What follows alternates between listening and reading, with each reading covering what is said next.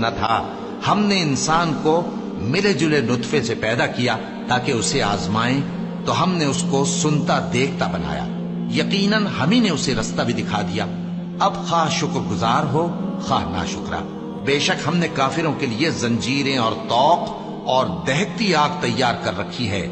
جو نیکوکار ہیں وہ ایسی شراب پیئیں گے جس میں کافور کی آمیزش ہوگی۔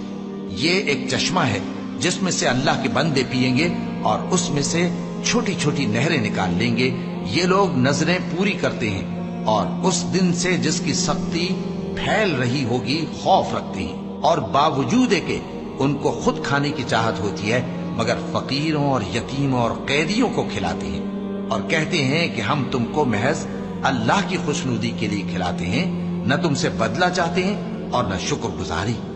ہم کو اپنے پروردگار سے اس دن کا ڈر لگتا ہے جو چہروں کو بگاڑنے والا اور بڑی سختی والا ہوگا،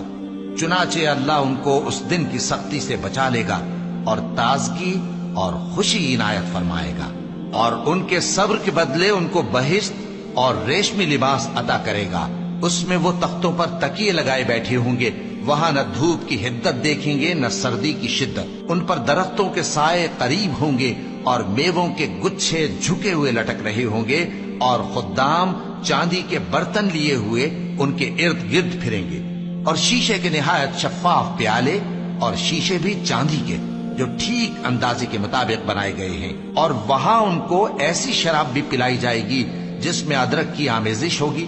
یہ بہشت میں ایک چشمہ ہے جس کا نام سلسبیل ہے، اور ان کے پاس لڑکے آتے جاتے ہوں گے جو ہمیشہ ایک ہی حالت پر رہیں گے۔ جب تم ان پر نگاہ ڈالو تو خیال کرو کہ بکھرے ہوئے موتی ہیں، اور بہشت میں جہاں آنکھ اٹھاؤ گے کثرت سے نعمت اور عظیم الشان سلطنت دیکھو گے۔ ان کے جسموں پر دیبا اور اطلس کے سبز کپڑے ہوں گے، اور انہیں چاندی کے کنگن پہنائے جائیں گے، اور ان کا پروردگار ان کو نہایت پاکیزہ مشروب پلائے گا، فرمائے گا یہ تمہارا صلہ ہے اور تمہاری محنت ہمارے ہاں مقبول ہوئی۔ اے نبی صلی اللہ علیہ وآلہ وسلم، ہم نے تم پر قرآن بتدریج نازل کیا ہے، تو اپنے پروردگار کے فیصلے کے لیے انتظار کیے رہو، اور ان لوگوں میں سے کسی بدعمل اور ناشکرے کا کہا نہ ماننا، اور صبح و شام اپنے پروردگار کا نام لیتے رہو، اور رات کو بڑی دیر تک اس کے آگے سجدے کرو اور اس کی پاکی بیان کرتے رہو۔ یہ لوگ دنیا کو دوست رکھتے ہیں اور قیامت کے بھاری دن کو پس پشت چھوڑے دیتے ہیں۔